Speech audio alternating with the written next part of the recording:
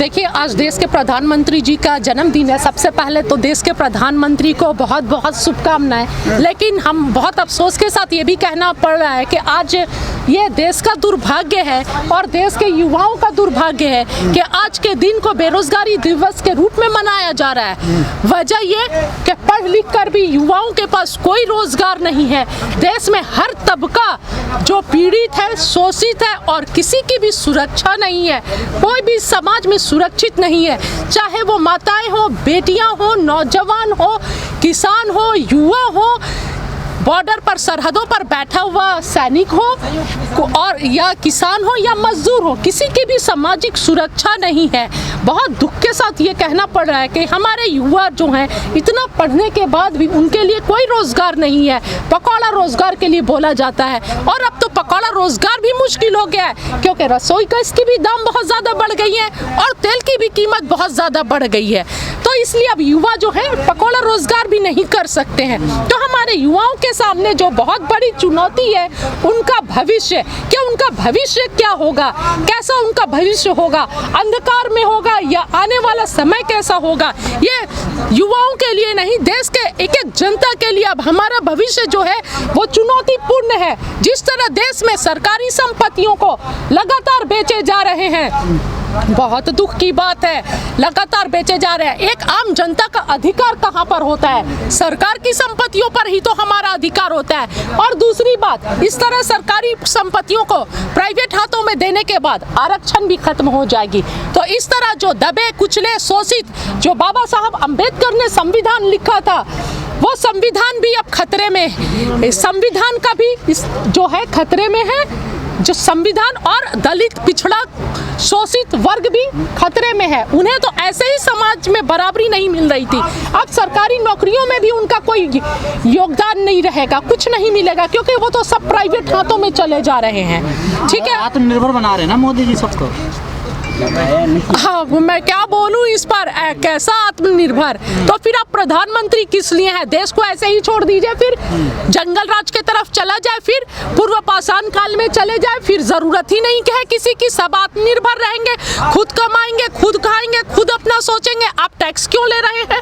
फिर देश की जनता से इतना हेवी टैक्स क्यों पे कर रही है जनता? जब आत्मनिर्भर ही बनाना है, तो जब पैसे लेने हैं, शोषण करना है, तब तो ठीक है, सरकार चलाना है, देश की बात करते हैं। और जब सरकार के लिए और सत्ता में बैठे लोगों को देश के लिए कुछ करने का समय आता है, तो उस टाइम आत्मनिर्भर भारत की याद दिला देते हैं। जिस तरह कोरोना काल में देश के सभी जगह से पैसे उठा लिए गए, सभी सरकारी संस्थानों में पैसे दिए, सब जो भी सामाजिक कार्यकर्ता थे, जो समाज की सेवा के भावना से, और पैसे लेने के बाद पैसे मिलते ही अकाउंट में पीएम केयर्स फंड में, तथा जो नाम था पीएम केयर्स फंड, उसके बाद से आत्मनिर्भरता दिखा देते हैं कि आप आत्मनिर्भर बनिए। मैडम, एक समाज सेवी सोनू सूद बहुत छापे पड़ रहे हैं। बहुत दुख के साथ कहना पड़ रहा है कि अब जयशाह के घर छापे नहीं पड़ते हैं।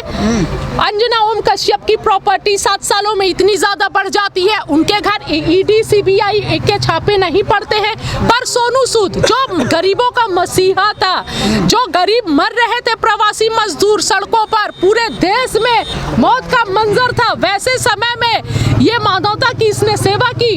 हमारा हीरो है सोनू सूद। उस व्यक्ति को क्यों लगता है रेट से? अगर सही हो तो डर क्यों लगता है आप लोगों को? नहीं, परेशान क्या, डर क्यों लगेगा? अगर डर लगता तो मैं 10 सुनिए, अगर डरने की क्या बात है? डरते तो हम 10 महीनों से मैं घर दरवाजा छोड़कर, और यहाँ पर किसान नहीं होते दिल्ली की सरहदों पर, नहीं डरते। अब डरने का टाइम खत्म हो गया, नहीं, बहुत डरा लिए, बहुत आवाजों को दबा लिए, अब नहीं डरते हैं और डरने का समय खत्म। अब आवाज उठाएंगे, चाहे ईडी को भेजे, सीबीआई को भेजे, एनआईए को भेजिए, किसी को भी भेजिए, कोई नहीं डरता है। लेकिन दुख ये बात का है कि जैसा के घर छापा नहीं पड़ता है, अडानी अंबानी के घर छापा नहीं पड़ता है, अंजना ओम कश्यप का प्रॉपर्टी इतना गुना कैसा हो गया, उसके घर छापा नहीं पड़ता है, अडानी और अंबानी की पत्नियां 3-3 लाख की चाय पीती हैं, उनके घर रेड नहीं पड़ता है, उनसे सवाल नहीं किया जाता है। लेकिन सवाल बहुत दुख के साथ कहना पड़ा है, जो गरीबों का जिसमें दर्द है, जो गरीब जनता के लिए खड़ा है, वैसे समय में जब उनका आंसू पोंछने वाला कोई नहीं था और देश की सरकार आंखों पर पट्टियां बांध के पीएम केयर्स फंड के पैसे को पूरा डकार के बैठ गई, वैसे समय में सोनू सूद ने अपने पॉकेट से पैसा लगाकर देश की जनता का सेवा किया। बहुत दुख के साथ कहना पड़ रहा है कि उससे परेशान किया जा रहा है। वो केजरीवाल के साथ चले गए इसलिए तो यानी मतलब लोकतंत्र को यानी आप ही का सवाल है, केजरीवाल के तो यानी लोकतंत्र ऐसा खतरे कह में रहे हैं, है। तभी छापा नहीं, लोकतंत्र यानी खतरे में है, इसका मतलब कि अब आप इंडिपेंडेंट नहीं है, अपने अभिव्यक्ति की आजादी जो है उसको दबाया जा रहा है, कुचला जा रहा है। ये भी तो कहा जा रहा है कि सरकार की नॉलेज में नहीं उन्होंने काम किया है, जो भी काम किया सरकार की। अच्छा, पूरा देश के नॉलेज में है। कहाँ से पैसा आया, वो कहाँ से आया? अच्छा, मतलब सरकार आंखों पर पट्टी बांध ली है, सरकार के नॉलेज में नहीं है। सरकार के नॉलेज में फिर क्या है?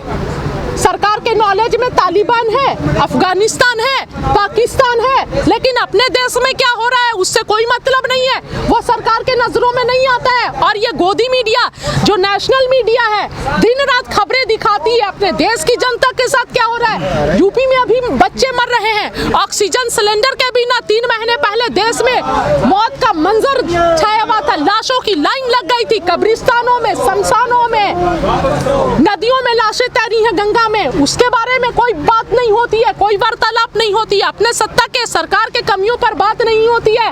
लेकिन दूसरे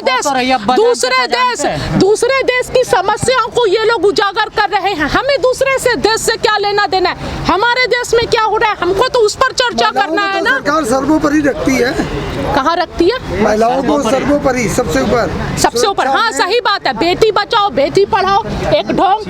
यहीं पर वो बच्ची को अंतिम संस्कार भी नहीं मिलता है, सम्मान पूर्वक अंतिम संस्कार भी नहीं मिलता है। और बहुत दुख के साथ कहना पड़ता है, चिन्मयानंद जी का बेल हो जाता है, उन्हें क्लीन चिट मिल जाती है। तो ऐसे देश में अगर महिलाओं की चिंता होती, महिलाओं का सुरक्षा की फिक्र होती, तो इस तरह अपराधियों और बलात्कारियों को बेल पर नहीं छोड़ा जाता। और लोग बलात्कारियों के फेवर में, इसी पार्टी के जो गुंडे हैं वो बलात्कारियों के फेवर में तिरंगा यात्रा निकालते हैं। तो ये है इनका बेटी बचाओ बेटी पढ़ाओ। हम लोगों को समझने में गलती हो गई थी, बेटियों को इनके दरिंदों से बचाओ। बीजेपी में बैठे जो MP MLA और रेपिस्ट है, बलात्कारी जो बैठे में है, उनसे बचाओ बेटियों को और महिलाओं को। और दूसरा ढोंग क्या था, जुमला था, बहुत हुई महंगाई की मार, अब की बार मोदी सरकार। लेकिन ये जो पहले ढोंग करते थे, कोई सिलेंडर सर पर उठ के चला आता था, कोई प्याज के लिए आवाज उठाता था, अब सारे अंधे बहरे गूंगे हो गए हैं, किसी को कोई फर्क ही नहीं पड़ता है महंगाई कितनी हो जाए। किसी का बयान आता है मैडम का कि मैं तो प्याज ही नहीं खाती। आप नहीं खाती तो क्या हुआ, देश का आम जनता तो खाता है। लेकिन मैडम मीडिया के आंकड़े तो यही बताते आप तो मशरूम खाती हैं, ड्राई फ्रूट्स, काजू किशमिश खाती हैं, जूस पीती हैं, आप क्यों प्याज खाइएगा? मैडम मीडिया के आंकड़े तो ये कहते हैं कि योगी जी रिपीट मार रहे हैं यूपी में। हाँ, मीडिया के आंकड़े तो वो बीच यूपी में, वहाँ पंजाब में भी बता रहे थे, और बिहार में जो 2015 में इलेक्शन हुआ था, वो बिहार में सरकार बन गई, सरकार जीत गई। लेकिन मीडिया यही दिखाया जा रहा है कि नहीं, अभी बीजेपी जीतने वाली है, बीजेपी जीतने वाली है, उन्हें यकीन ही नहीं हो रहा था। तो ऐसे मीडिया के बारे में क्या कहना जो सरकार की नाकामियों को छिपाता है और जो सरकार के झूठ को और जनता को लगातार झूठ परोसता है। तो ये मीडिया देश की मीडिया नहीं रही, ये पार्टी की मीडिया हो गई है। तो जाहिर सी बात है पार्टी हित में ही तो बात करेगी, जिससे पेमेंट मिल रहा है। मैडम आजकल अब्बा जान चाचा जान ये बहुत, देखिए अब काम तो कुछ किए नहीं है, और जहां अब्बा जान और चाचा जान की बात है तो रिश्ते को वही समझ सकता है जो परिवार वाला हो, जो जिसे परिवार का दर्द हो। जो व्यक्ति अपने पिता को मुखाग्नि नहीं देने पहुंचा, उसके अंतिम संस्कार में नहीं पहुंचा, वो क्या जाने पिताजी क्या होता है, अब्बा जान क्या होता है। और दूसरी बात, जैसे जैसे साहब ने तो ओवैसी को चाचा बता दिया, बीजेपी का चाचा जान। हाँ ठीक बोले हैं जहाँ पर बीजेपी को दिक्कत होती है वहाँ पहुँच जाते हैं चाचा जान। जो जैसा करेगा उसको वैसा बोला जाएगा। ओवैसी यहाँ जिताने आए हैं यूपी में बीजेपी।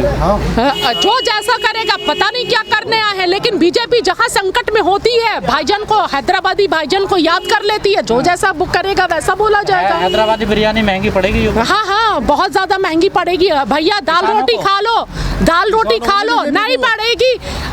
किसान जो है समझ गए हैं, देश की जनता जो है मानसिक गुलामी से बाहर आ चुकी है, देश की जनता जागरूक हो चुकी है, कोई फर्क नहीं पड़ेगा, सब जाग गए हैं, सबकी जमानत जब्त हो जाएगी, इंतजार कीजिए। किसान जो है लगातार संघर्ष कर रहे हैं और ये संघर्ष का परिणाम जरूर मिलेगा, क्योंकि बहुत किसानों को हमने खो दिया है, बहुत सारे हमारे किसान 600 से ज्यादा शहीद हो गए हैं और 26 सितंबर को 10 महीने हो जाएंगे। लगातार 10 महीने से कड़ी सर्दी, बरसात, गर्मी, आंधी, तूफान सबको किसानों ने सहा है, सबको हमने सहा है और सहकर संघर्ष कर रहे हैं और संघर्ष की कभी हार नहीं होती है और सच पर चलने वालों की कभी हार नहीं होती है, क्योंकि किसान देश की लड़ाई लड़ रहा है, देश की आम जनता की लड़ाई लड़ रहा है, हम सबों की लड़ाई लड़ रहा है और देश को अडानी और अंबानी के हाथों के गुलाम बनने से, दो पूंजीपतियों का गुलाम बनने से रोकने की लड़ाई लड़ रहा है। इसलिए देश की जनता और सबकी दुआएं किसानों के साथ है और किसानों की जीत होगी अंत में।